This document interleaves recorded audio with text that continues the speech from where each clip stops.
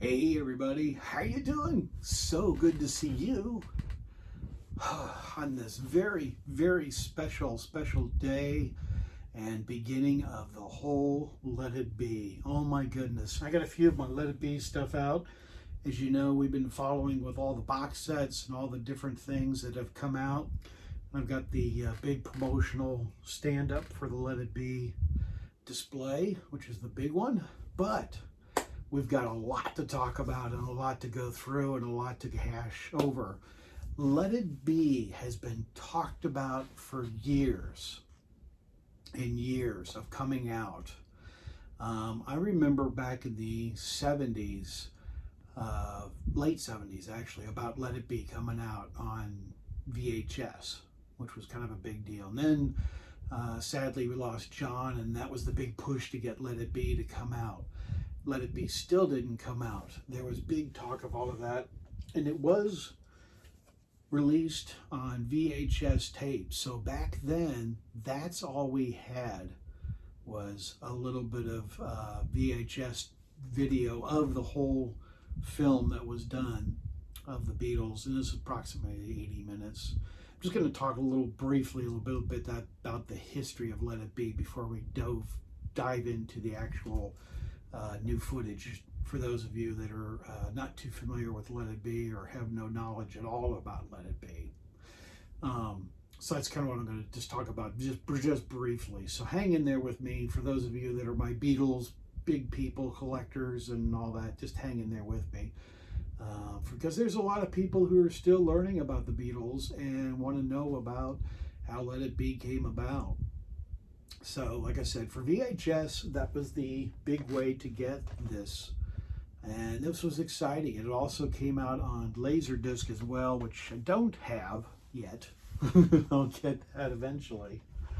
And there were plenty of bootlegs out there. There was all kinds of, and I've got at least 8 hours or more of black and white footage of Let It Be and the actual movie itself. And then there's this Blu-ray, which was fantastic. Very nicely done. Extremely good quality. So that is tremendous. Really like that a lot. And that's really good quality. But let's bring it up to today. Today is the day that they showed part 1 of the Beatles Get Back film, which was absolutely fascinating. It was on Disney Plus, and I know a lot of you are saying, well, Beatle Bread, I don't have Disney Plus. I'm not going to get Disney Plus. I'm going to wait for the DVD to come out. So this is kind of a little bit of a little caption of you to be a part of the film itself. And for those of you that have watched it, part 1, you can kind of enjoy and kind of come along with me with the journey of all of that as well. But basically, the film is absolutely fantastic. Peter Jackson has taken the actual hours and hours worth of film. I'm not going to go into all of the details because, you know, everybody's seen stuff online, everybody's read stuff online. The build up to this was just absolutely fascinating. I have been waiting for this for years, like a lot of Beatle fans. We had Hard Day's Night, we've got Help, we've got Magical Mystery Tour, and each one of those are actually movies that are complete movies from beginning to end, and they've got a storyline, they've all got the whole thing. But Let It Be was a totally different animal unto itself. Let It Be was more or less of a documentary of a film about a band trying to come back together, because at that time there was friction in the band, there were issues, there were problems. So Let It Be was more or less in studio at Twickenham Studios is where it opens up, starting with it. And this is where they discuss and start deciding on what they're going to do. So they're getting back, hence the name, and that's why, you know, everything's all get back as opposed to Let It Be. See, I'm so used to Let It Be, but switching the name back to Get Back because they're getting back to basics and being a band. So the actual film itself opens up with beginning footage of 1956 and an audio recording of John singing "In Spite of All the Danger." And it's really, really fascinating to hear that, which we've all heard this on bootlegs. But then it kind of goes through a little bit of the history of the beginning of the Beatles, and it goes, 1960, and then 64 when they come here to America. In 65, they show them traveling the world and doing Shea Stadium and stuff like that. In 66, and controversy there with things that went on in 1966. And then 67, they show a little bit of different clips. They show like Help and Hard Day's Night. They show clips of that. I'm going to be jostled around because I'm just now getting off of watching this movie. So I'm really into this movie big time into watching this. So this documentary film. So if I'm jostled a little bit, I didn't write down any notes because I don't like to use notes. I like to be fresh and talking to you as my friend, as opposed to having scripted notes and saying stuff that's kind of pre-written, which, that's fine. There's nothing wrong with notes. I mean, you certainly could use them, but I try to be as a more or less like we're talking one-on-one and doing a discussion, and you've come over to hear me talk about this film and documentary of the Beatles. So anyway, back to what I'm saying to get back. So they go through the years, they go to 67, and like I said, they're showing different clips, and they basically are showing Hey Jude and saying this is kind of the Beatles, and them rehearsing and doing Hey Jude, and then they go to the TV show, them in the studio live, which is really neat, which I think is really kind of cool. They show that, and then boom, it goes into Let It Be. And I was wondering how they were going to start this. So for those of you that are really not too knowledgeable about Let It Be, or too, you've got friends over that have no clue about Let It Be, it's kind of starts off the way the VHS or the DVD, starts off. It starts off with the very beginning like that, where they pick up the Let It Be drum head for Ringo, and they carry it off like they do in the beginning, and they start doing that way the film was done originally. They show the beginning parts of that, of them being in Twickenham Studios. This is all brand new. This is all never been seen footage, and it's all in just vibrant, fantastic, beautiful quality, and all of it's in color. So it's all magnificently put together in color, as opposed to where the bootleg stuff that I've got and everybody else has kind of seen is black and white and then goes to color. There's some bootleg stuff, video in color, to where all of this is in color. So it's really cool in the aspect that they started kind of the way the original film started off, and then they go into them just talking and playing guitar, and they put up captions. So if you're watching with friends, like I said, or somebody who's not really knowledgeable of who the Beatles are, they go through and they show George Harrison, and they put up his name, George Harrison. They put up John Lennon. They put up Ringo Starr. They put up Paul McCartney, Brian Epstein, George Martin, names like that, Mel Evans, they're putting the names up there. They put up Yoko Ono, showing her as well.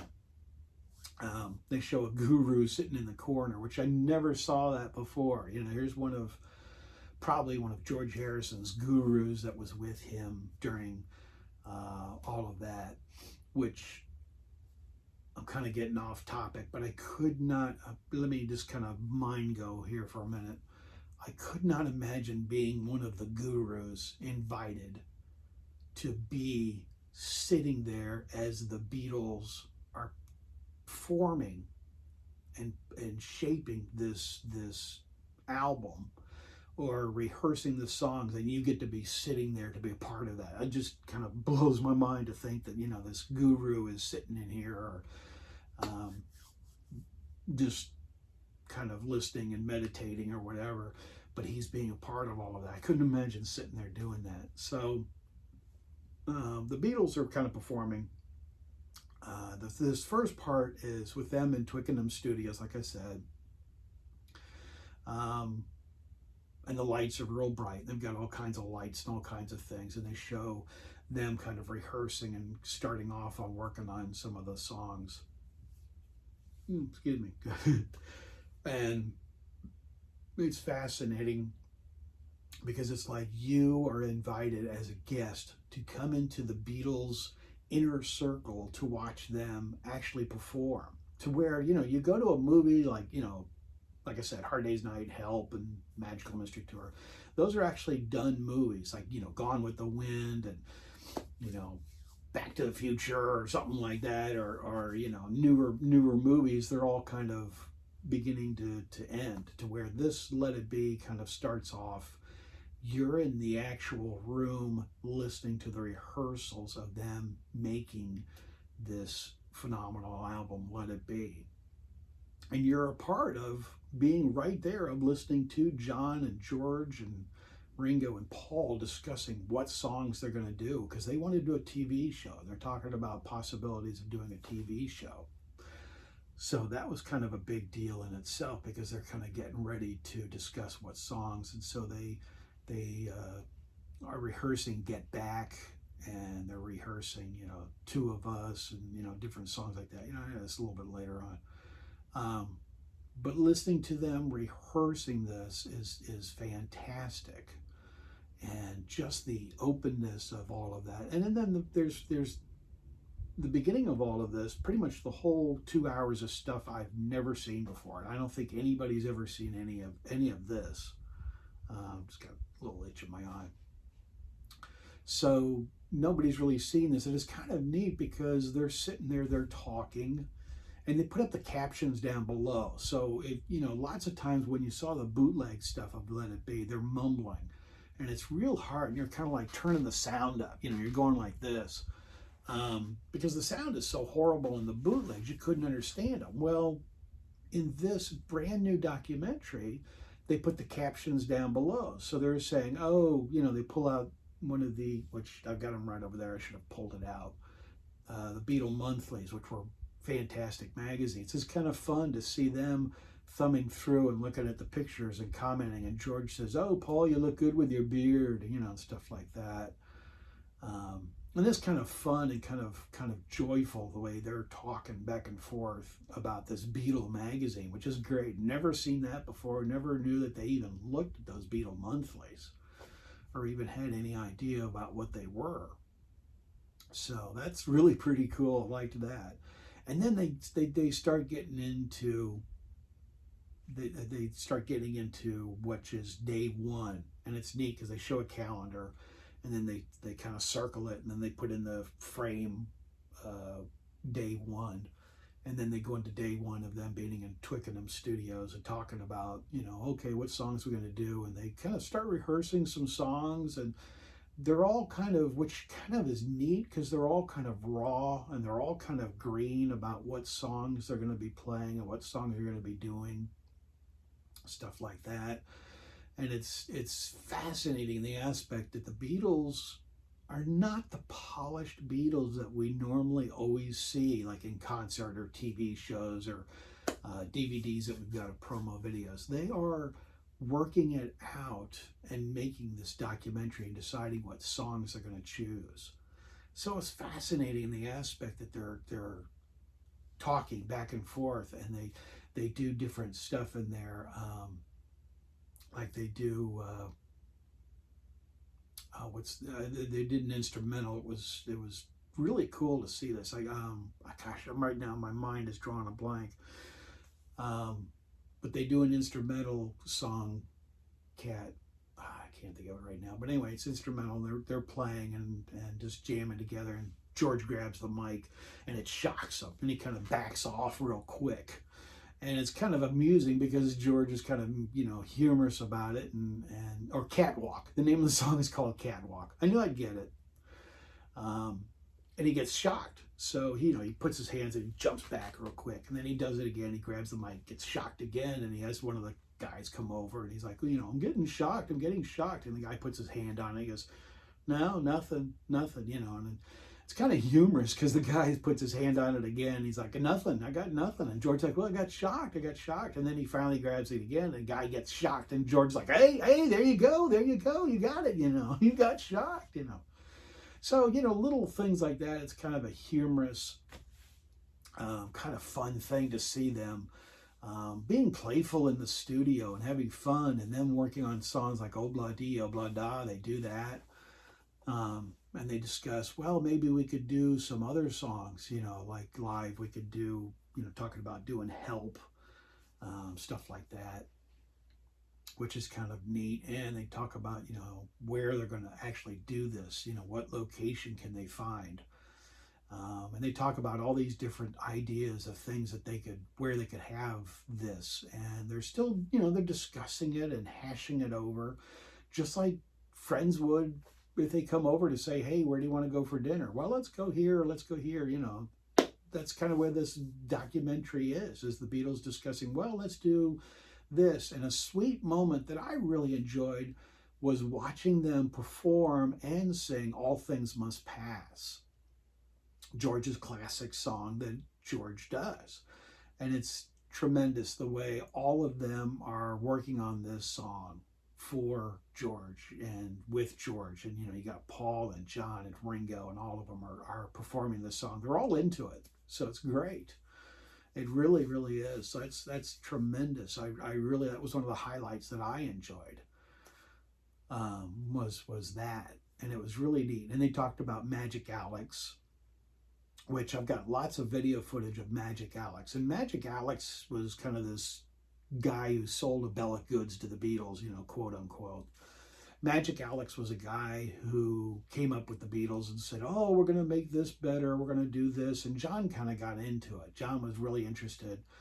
And Magic Alex, all he did was have colored lights, and he'd have strobes and strobe lights and all that kind of stuff, and real weird sounds like whoop, whoop, whoop, whoop, things like that in songs. And John really kind of digged it, to where I don't think the others were that captivated. They were interested, but Magic Alex kind of sold them a bill of goods of saying that he can make their music so much better, and, well, not better, but, just kind of making it more artsy and different. So Magic Alex is mentioned in the film, and like I said, for those of you who don't know who Magic Alex is, you'll see that in the documentary. And I know a lot of you are going to wait for it to come out on DVD, and I don't blame you. If you don't have Disney Plus or want to get Disney Plus, you want to wait for the DVD. This is kind of a nice way to kind of watch all of this and talk about it, and discuss it with you. And then they go into day two, and they kind of do a, day two, and they show them performing. And I kind of thought, because I've seen so much of the bootleg outtakes, it gets really boring and repetitive, the way the bootlegs go. But time really went very quickly watching them in the studio, to where, like I said, we're up to day two, to where the film is exciting, and it's fun watching them rehearsing all of these songs and kind of getting ready for this TV show and kind of pulling together. So they do actually go by day kind of thing, and then they go to day three. And then it, kind of shows the argument where, it's kind of real famous in the actual film itself, where in the actual film in both of these, George says, well, I'll play whatever you want me to play, or I won't play at all. Whatever I'll do will please you. That's just a little snippet that we got from the actual film. But in this brand new documentary, it shows the whole discussion. It's not really an argument. Everybody builds it up as some big argument between George and Paul, and it's not really that big of an argument. It's just them discussing, well, what should I do? Should I play this? And he's like, all right, well, play during Hey Jude, or I won't play during Hey Jude. So they're discussing it, and George kind of says, well, I can do this, or I can't do this, or whatever you want to do. And so it really wasn't that big of an argument, but they actually show the whole clip in its entirety of George saying, well, that's fine. We can do this, or we can do that, and it really wasn't that big of a deal. But this is kind of interesting that they put that footage in there so early on in the film, to where all of that you get to see. And throughout the whole thing, Yoko's in there, which is nice. And it's very well done with Yoko being in the film, to where she is in the film, but not a part of the band or a part of the film, to where, and maybe in future episodes, like, when we get into part 2 and part 3, the Yoko might be more verbal, because in the bootlegs, they zoom in right in her face while Paul is singing Get Back and stuff like that. And you get tired of seeing Yoko for 15 minutes or something like that. So, so far, it's fantastic. I am just mesmerized with this. I mean, the quality of it, the fascination of all of this. And I've got my Beatle figures over here, which I've had these for several years. I know somebody will probably ask me about it. And then, like I said, in all the box sets that came out. But let me just show you a few more things that have come out, because you may want some reading material or some actual fun stuff that you want to pick up. This is brand new Beatle magazine that just came out. So this is whole thing is all about Beatles and all of that, and kind of a very nice magazine. So like I said, when you're done watching the documentary, and just putting that on the floor, you can pick these up. This does show Abbey Road, as funny as it is, but there is Let It Be and some other stuff in here. So like I said, here's some Let It Be stuff. So that's another great magazine. I'm just kind of giving you some options. So when you're done watching part 1, you can, excuse me, you can go out to your local store and pick these up. This is another great magazine that just came out. This is Goldmine. Some of these are American publications, some are foreign. So, you might have a little bit, you may want to do better finding these online. But this is all about Let It Be as well. I'm not going to go through page by page. You got so many to show you. This is another one that's brand new. All of these are brand new, so kind of gives you an idea of some of the real cool stuff. There's some great pictures in here. There's the Apple. Oh, over here, Apple Studios, and where they did that.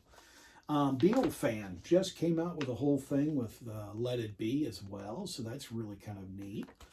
And the back page of that. So there's a whole article in there in Beatle Fan. And then just recently, I just got this. I haven't even gotten into it, but the UK, I always love getting these tremendous magazines called Mojo. Then, like I said, this is a UK magazine publication. And this isn't all of Let It Be. I just want to show you quick pictures here. But they have this, which is all in the Mojo magazine of Let It Be. But the cool thing about this one is, and it's brand new, like I said, with Mojo you get a CD as well. So, and that's kind of neat of different stuff on there. If you want to pause and take a look, see what that is, take a look at that. But in the bag itself, they give you a very cool litho, kind of like a photograph of this. And this is in Mojo, so very nice. I would have liked to have seen this in color instead of black and white. I know they're going for the artsy thing, but this is glossy. Here's the back of it. So very nice. Really like that. Like I said, just me personally, I would like to have seen it in color. And then, of course, we've all kind of talked about it and shown it on our channels, the big Let It Be book. So it kind of gives you some ideas and some options of what to get that's recently just come out on Let It Be and Get Back. So, but this is my introduction, kind of talking about the film itself and the documentary. And if you get a chance, go ahead and watch it. I'm sure there'll be tons more stuff coming up on YouTube, and I'll be talking more about part 2 and part 3. But so far, I'm trying to think if there's anything I've missed that I wanted to tell you about. Oh, and also I meant to tell you this too. As the days are going on, I showed day 1, day 2, day 3, day 4, day 5, day 6, that kind of thing. John's kind of starting to get a little bit of a beard. He's starting to grow a beard, so it's kind of interesting to see the days progress and John's getting a beard, where Paul's already got a full beard, as you all know from here. But it's kind of fascinating to see John with actually starting to grow a beard, which I never really saw that in any footage at all. So I highly recommend watching part one. And if you haven't seen it, watch it, definitely. Or just wait for the whole thing to come out on DVD, which that'll be fascinating too. So thank you for listening to me about my thoughts and my interest of this whole Let It Be. And I am just blown away of how fantastic this is. So I do look forward to all the rest of it. And I thank you for watching. Thank you for listening to me talk about this whole thing of Beatles Get Back. So thank you so very much for being here. Thank you for being a part of my channel. Subscribe down below. If you're not a viewer of my channel, subscribe and be a part of Beatle Brad. I've got tons more videos to come and stuff you haven't seen that'll blow your mind. So yeah, so thank you very much for watching. Thank you for being here. And as I say on my channel, I'm out of here. Take care, everybody, and I will see you later for probably part 2.